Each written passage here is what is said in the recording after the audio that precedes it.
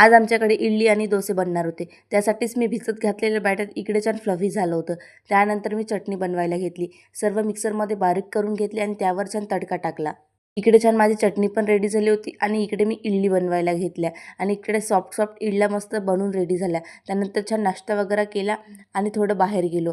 दूर कुठे नाही तर बँकमध्येच गेलो होतो आणि तुम्हाला तर माहीत आहे बँकमध्ये खूप जास्त गर्दी असतात. आणि तिकडून घरी येता येता इकडे मी फ्रूट्स घेऊन घेतले होते आणि ते घरी आल्यानंतर छान सेट केले. नंतर छान ओटा वगैरे क्लीन करून थोडा वेळ आराम केला आणि हा याच्या आजीसोबत खाली चटईवर झोपला होता. त्यामुळे याच्या चेहऱ्यावर पूर्ण रॅशेस उमटले होते आणि तेच आम्ही आमच्या बाबाला सांगत होतो. मग स्वयंपाकाची तयारी करायला घेतली. इकडे आईने छान सांबार वगैरे बनवायला घेतलं आणि माझ्या कालच्या व्हिडिओवर एक कमेंट आली होती की सर्वांचं नशीब तुमच्यासारखंच नसतात. हे मात्र अगदी खरं आहे आणि एका ताईंची DM आली होती की तू नेहमी सासूंच्याच हातचं जेवण करते का सासूंना पण तुझ्या हातचं काही खाऊ घालत जा. म्हणूनच मी इकडे डोसे बनवायला घेतले होते. माझ्या सासूबाईंना आणि यांना माझ्या हातचे डोसे खूप जास्त आवडतात.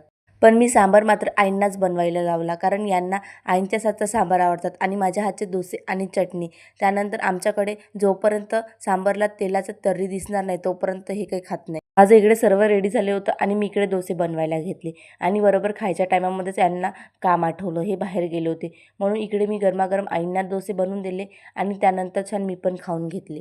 आता माझे डोसे थोडे छोट्या साईजमध्ये झाले होते पण टेस्ट मात्र एकदम हॉटेलपेक्षा पण छान झाली होती. नंतर हे घरी आले, यांना पण बनवून दिले आणि त्यानंतर जो भांड्याचा राडा होता मला तर पाहूनच असं वाटलं की माझं सर्व खाल्लेलं पचून जाते की काय.